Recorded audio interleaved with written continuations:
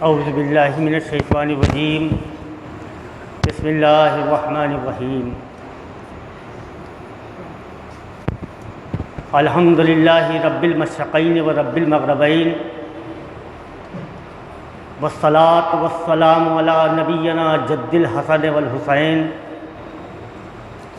وعلی آلہ وصحابہ الذین فازوا فی الدارین، اما بعد فاعوذ باللہ من الشیطان الرجیم، بسم اللہ الرحمن الرحیم۔ ولا تقولوا لمن يقتل في سبيل الله اموات بل احیاء ولكن لا تشعرون۔ صدق اللہ المولانا العظیم وصدق رسولہ النبی الامین الکریم، ونحن على ذلك لمن الشاہدین والشاکرین، والحمد للہ رب العالمین۔ عشق و محبت کے سمندر میں ڈوب کر اور یقین و عقیدت کی تمام تر طاقتوں کے ساتھ نبی اور آل نبی کی بارگاہ میں ہدیہ درود پیش کریے۔ اللہم صلی علی سیدنا مولانا محمد وعلی آل سیدنا مولانا محمد کما تحب و ترضی بان تصلی علیہ، صلی اللہ علی نبی الامی وعلی آلہ، صلاۃ و سلام علیک یا رسول اللہ، صلاۃ و سلام علیک یا حبیب اللہ، علیک الصلاۃ والسلام۔ حضرات گرامی، ماہ محرم شریف کی آج 4 تاریخ ہے۔ اسلامی سن ہجری کا آغاز اسی ماہ محرم شریف سے ہوتا ہے۔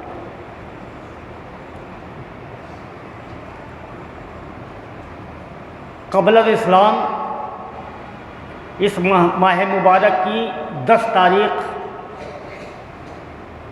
بڑی اہمیت و افادیت کی مالک رہی ہے۔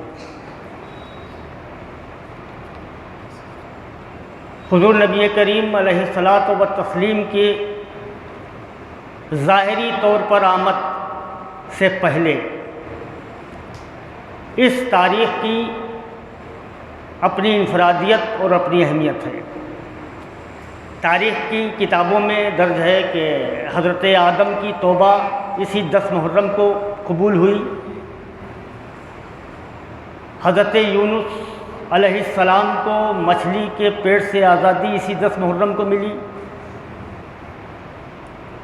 حضرت موسیٰ کو فرعون کی طرف سے جو مظالم ڈھائے جا رہے تھے اس سے نجات اسی تاریخ کو ملی۔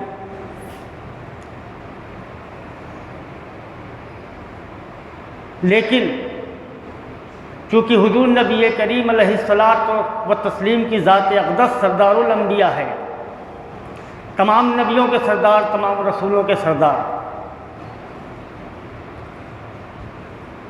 تو اللہ تعالیٰ نے رسول کریم صلی اللہ علیہ وسلم کی اس عظمت، اس شان، اس انفرادیت، اس اہمیت کو برقرار رکھتے ہوئے اسی ماہ محرم شریف کی 10 تاریخ کو حضور نبی کریم علیہ الصلاۃ والتسلیم کے اہل خانہ، جن کو ہم اہل بیت کہتے ہیں، اور حضرت امام علی مقام رضی اللہ تعالیٰ عنہ جنہیں ہم ابن رسول اللہ کہتے ہیں، ان کی شہادت کا دلسوز اور غمزدہ واقعہ بھی پیش آیا۔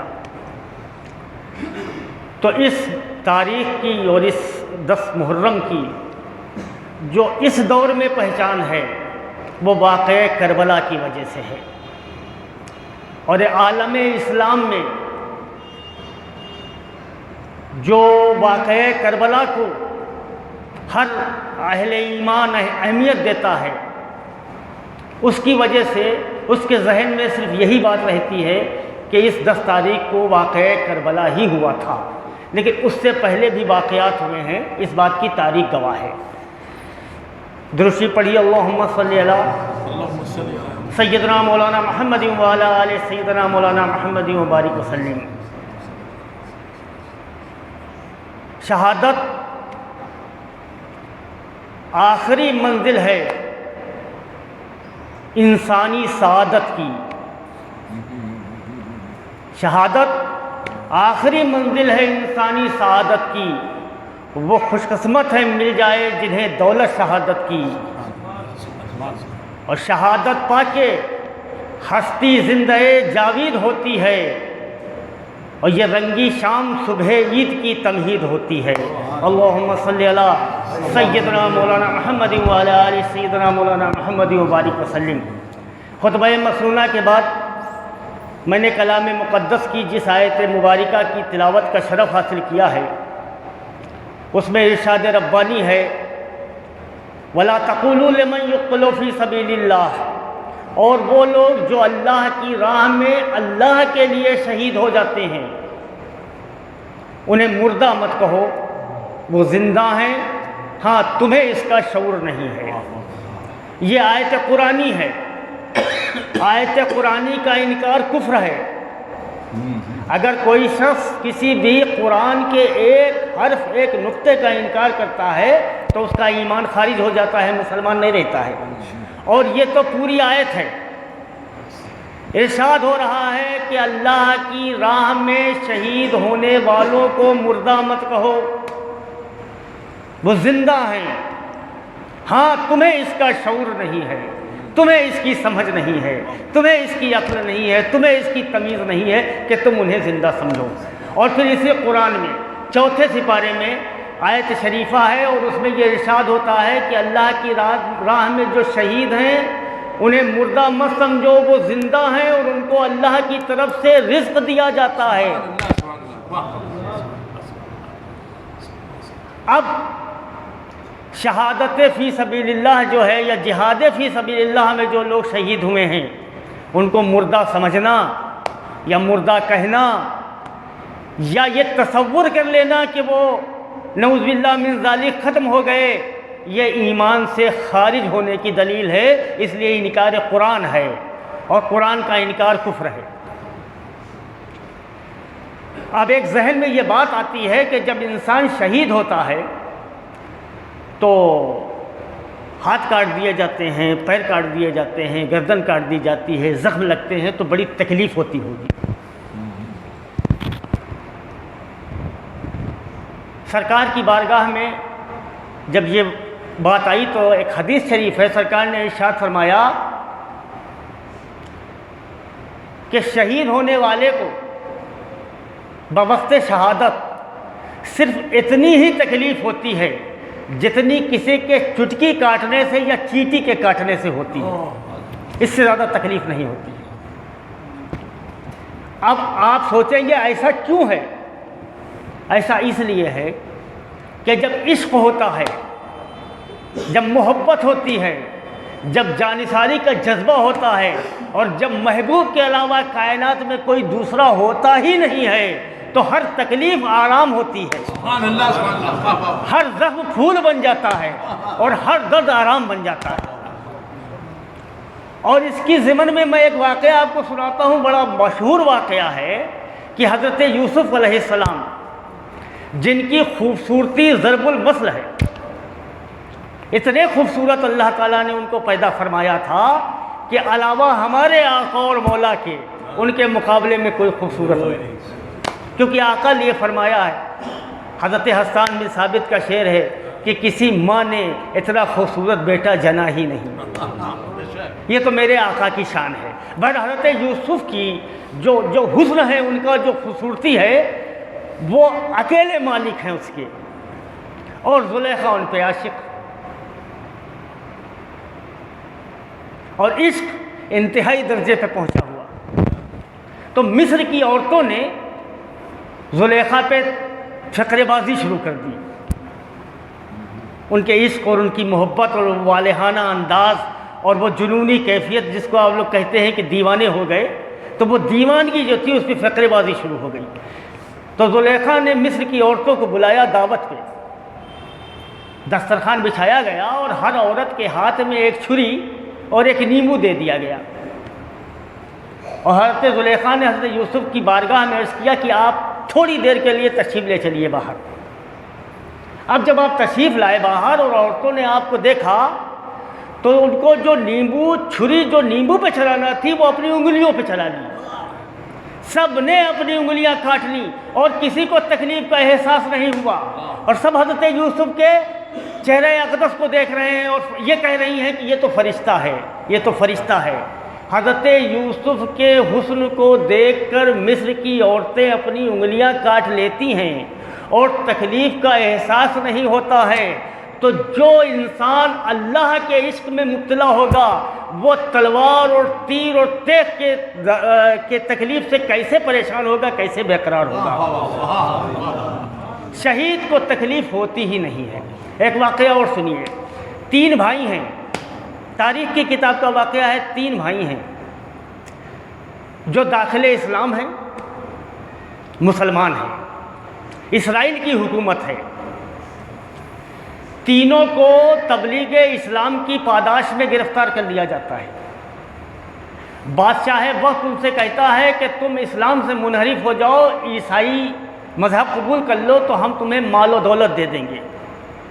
راضی نہیں ہوتے ہیں کیونکہ عشق رسول ہے، یہ دھیان رکھیے گا، عشق ہے رسول سے، تیار نہیں ہوتے ہیں۔ پھر کہا جاتا ہے ان سے کہ ہم شہزادیوں کی شادی تم سے کر دیں گے، پھر بھی تیار نہیں ہوتے، اسلام نہیں چھوڑیں گے۔ پھر بادشاہ کے حکم سے 3 بڑے بڑے کڑھوں میں زیتون کا تیل کھولایا جاتا ہے اور ان تینوں کو لے آیا جاتا ہے اور کہا جاتا ہے کہ تم لوگ اب بھی وقت ہے، اسلام سے منحرف ہو کے عیسائی مذہب قبول کر لو ورنہ اس میں تم کو ڈال دیا جائے گا۔ انہوں نے کہا کہ ہمارا فیصلہ اٹل ہے، ہم اللہ کے رسول کی محبت میں سرشار ہیں، ہم ایمان کی دولت کے مالک ہیں، ہم اسلام کو نہیں چھوڑیں گے۔ چنانچہ بڑے بھائی کو اس کھولتے ہوئے تیل میں ڈال دیا جاتا ہے اور آپ شہادت پا جاتے ہیں۔ پھر اس کے بعد ان سے چھوٹے والے سے کہا جاتا ہے کہ اپنے بھائی کا تم نے انجام دیکھا، اب بھی موقع ہے۔ اس نے کہا نہیں، لا الہ الا اللہ محمد رسول اللہ، اس سے منحرف نہیں ہو سکتے ہیں، اس سے ہٹ نہیں سکتے ہیں۔ اس کو بھی ڈال دیا گیا، ان کا بھی شہادت ان کی ہو گئی۔ اب تیسرا بھائی بچتا ہے، لیکن اللہ کو قدرت دکھانا ہے، اللہ کو اپنے رسول کی شان دکھانا ہے۔ تو وزیر کے دل میں ایک بات آتی ہے اور وہ بادشاہ سے کہتا ہے کہ اسے میرے سپرد کر دیجئے، میں اس کو بہت جلد عیسائی مذہب کی طرف راغب کر لوں گا اور یہ اسلام کو چھوڑ دے گا۔ چنانچہ وہ سب سے چھوٹا بھائی بچ جاتا ہے اور اسے قید خانے میں ڈال دیا جاتا ہے۔ وزیر اپنی بہت ہی خوبصورت اور حسین لڑکی کو قید خانے میں بھیجتا ہے، یہ نفلیں پڑھ رہے ہوتے ہیں، یہ توجہ نہیں دیتے ہیں۔ 40 روز تک متواتر وہ لڑکی رات کے اندھیرے میں نہایت خوبصورت و حسین لڑکی اور تنہائی میں اس لڑکے کے ساتھ رہتی ہے اور وہ توجہ نہیں دیتے ہیں، نفلیں پڑھتے رہتے ہیں۔ 40ویں دن وہ لڑکی کہتی ہے کہ تم کس کے عشق میں مبتلا ہو جو ہماری طرف توجہ نہیں دیتے ہو؟ ہماری سلطنت کے لڑکے جو ہیں وہ تو اپنی جان دینے پر آمادہ ہیں ہمارے لیے۔ آپ فرماتے ہیں کہ مجھے عشق رسول ہے، میں رسول کی اس زلف واللیل کا اسیر ہوں، مجھے دنیا کی خوبصورتی راغب نہیں کر سکتی۔ چنانچہ وہ لڑکی بھی لا الہ الا اللہ محمد رسول اللہ پڑھ کے داخل اسلام ہو جاتی ہے، اور پھر وہ دونوں رات کے اندھیرے میں جیل خانے سے فرار ہو جاتے ہیں۔ اب دیکھیے شہید زندہ ہے، قرآن کہتا ہے فرار ہو جاتے ہیں، رات کا اندھیرا ہے، جنگل ہے، لڑکی ہے اور لڑکا ہے، پیچھے سے گھوڑوں کی ٹاپوں کی آواز سنائی دیتی ہے، ڈر جاتے ہیں کہ بادشاہ کی فوجیں تعاقب میں آ رہی ہیں، ڈر کے رک جاتے ہیں، دیکھتے ہیں غول آ رہا ہے اور سب سے آگے ان کے دونوں بھائی ہیں جو تیل میں ڈال دیے گئے تھے۔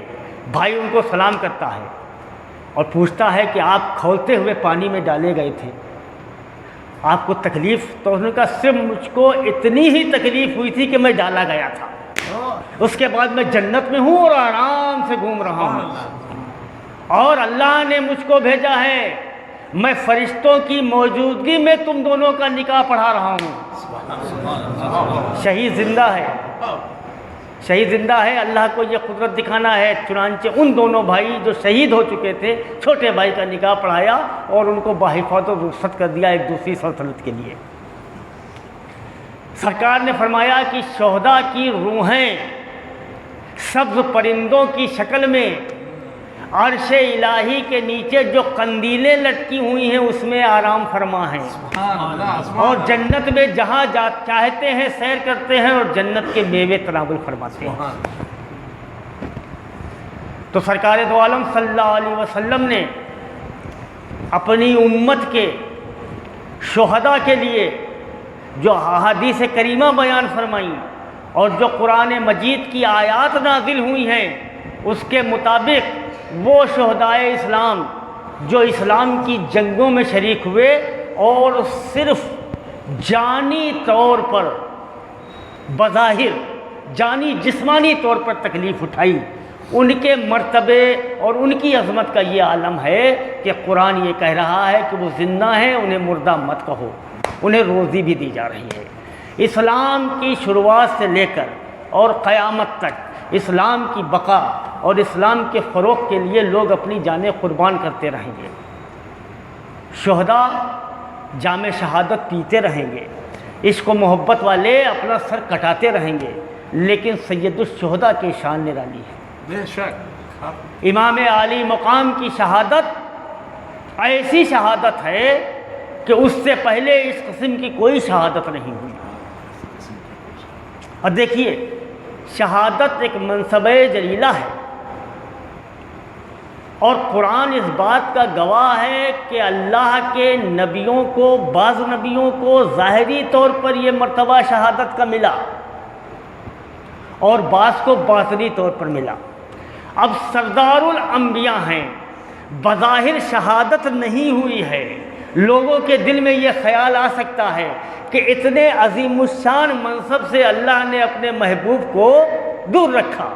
سمجھ لیجئے، سرکار نے فرمایا کہ حسن اور حسین میرے بیٹے ہیں، اور تاریخ اس بات کی گواہ ہے کہ حضرت امام حسن سر سے اور سینے تک رسول سے مشابہ، اور حضرت حسین سینے سے قدموں تک رسول سے مشابہ۔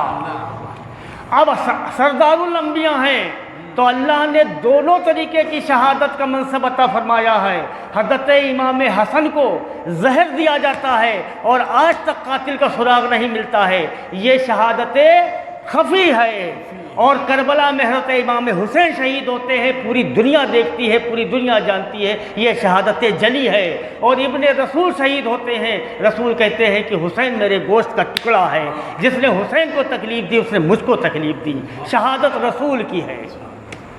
تلوار یزید کی حسین پر نہیں چلی تھی، یزید کا ظلم حسین پر نہیں ہوا تھا، یزید کا ظلم ان پر ہوا تھا جنہوں نے کہا تھا حسین میرا بیٹا ہے، اور حسین کو تکلیف دینا مجھے تکلیف دینا ہے، اور مجھے تکلیف دینا خدا کو تکلیف دینا ہے۔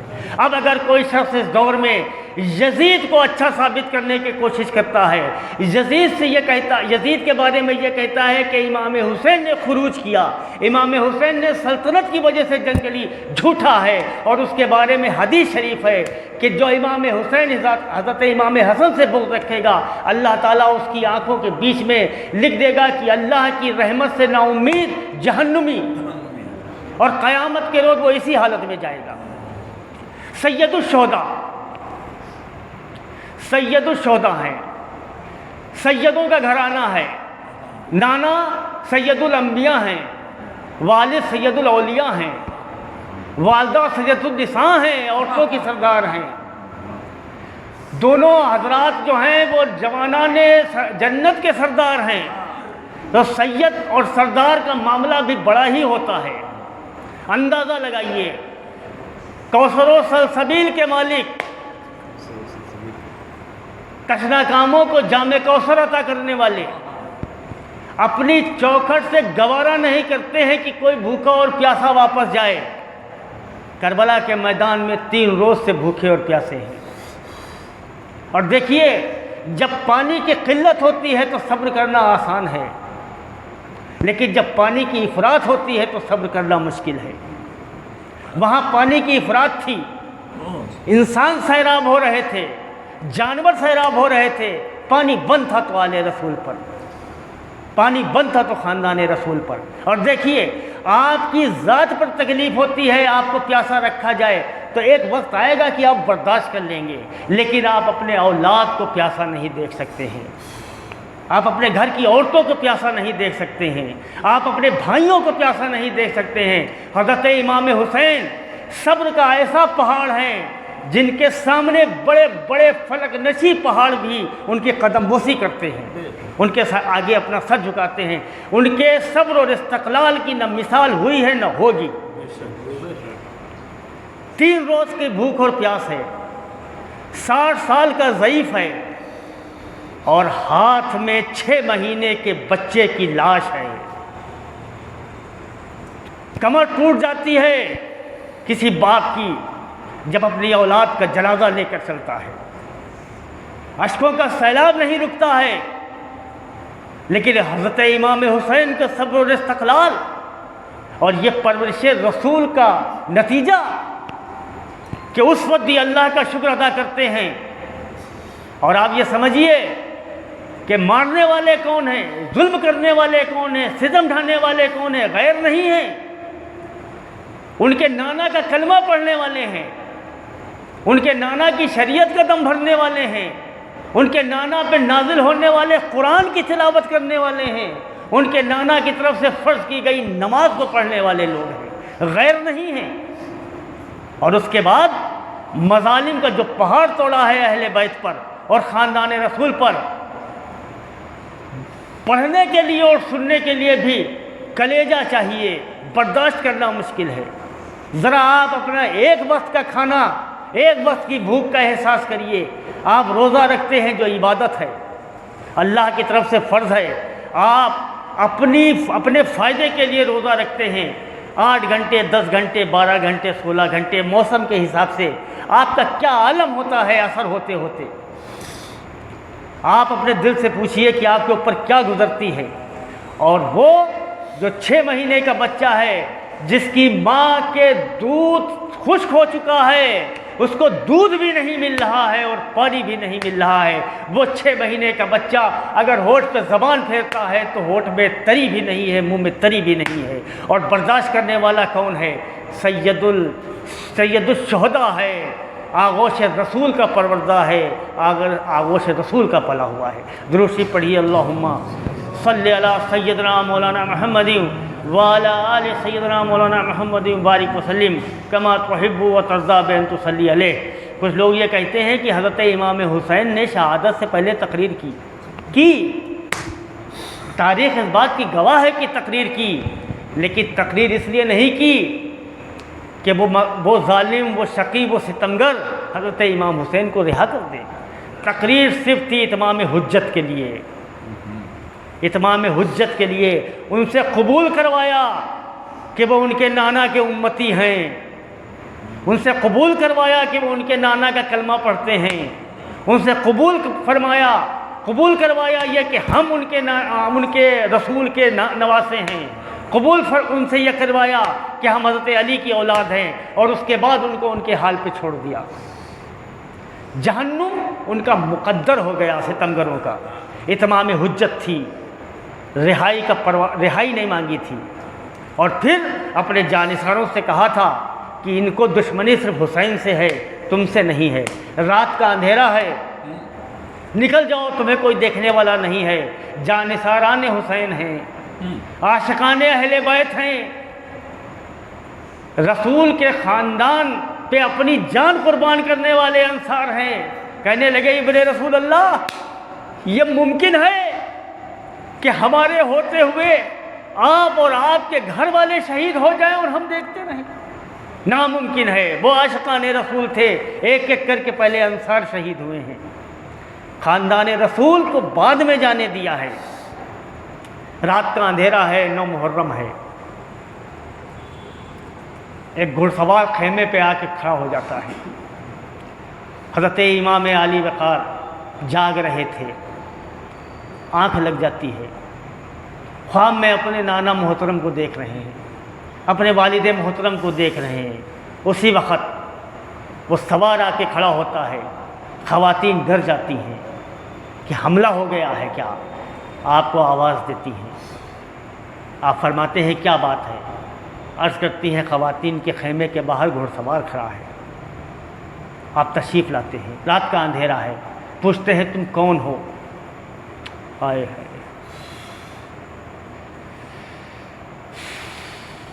گھڑ سوار کہتا ہے حضور میں وہی ہوں جس نے آپ کو یہاں تک لایا ہے، جو آپ کو یہاں تک لایا ہے، کیا معافی کی کوئی گنجائش ہے؟ امام عالی مقام پوچھتے ہیں اپنا نام بتاؤ۔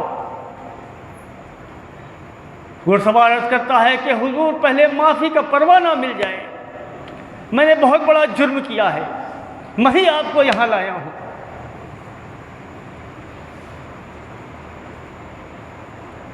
فرماتے ہیں امام کہ ہم سید ہیں، آل رسول ہیں، سادات کا کام ہے معاف کرنا، تم اپنا نام بتاؤ۔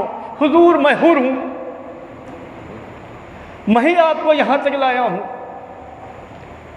امام عالی مقام فرماتے ہیں گھوڑے سے اترو، فرماتے ہیں نہیں حضور، حر زندہ گھوڑے سے نہیں اترے گا، حر کی لاش آئے گی۔ حضور حر قربان ہونے آیا ہے آپ پر اور آپ کی آل پر۔ ایسے تھے عاشقان رسول، اللہ کو جنت منظور تھی ان کے لیے۔ عین موقع پر اللہ تعالیٰ نے ایمان کی دولت سے سرفراز کیا۔ تاریخ اس بات کی گواہ ہے کہ حضرت امام حسین کی طرف سے پہلے شہید ہونے والی شخصیت حضرت حر کی ہے۔ درود شریف پڑھیے، اللہم صلی علی سیدنا مولانا محمد وعلی آل سیدنا مولانا محمد کما تحب و ترضی بان تصلی علیہ۔ تو یہ محرم، یہ 10ویں تاریخ، یہ واقعہ کربلا، یہ آل رسول کے اوپر مظالم کے توڑے گئے پہاڑوں کا تذکرہ، یہ ہمیں اس بات کا درس دیتے ہیں کہ بڑی سی بڑی تکلیف، بڑی سی بڑی مصیبت آ جائے، لیکن لا الہ الا اللہ محمد رسول اللہ سے پیچھے مت ہٹنا۔ لاکھ بڑی مصیبت آ جائے، دنیا کا لالچ دیا جائے، دنیا کی دولت کا انبار لگا دیا جائے اور یہ کہا جائے کہ لا الہ الا اللہ محمد رسول اللہ کہنا چھوڑ دو، تو راضی مت ہونا درس دیتی ہے کربلا۔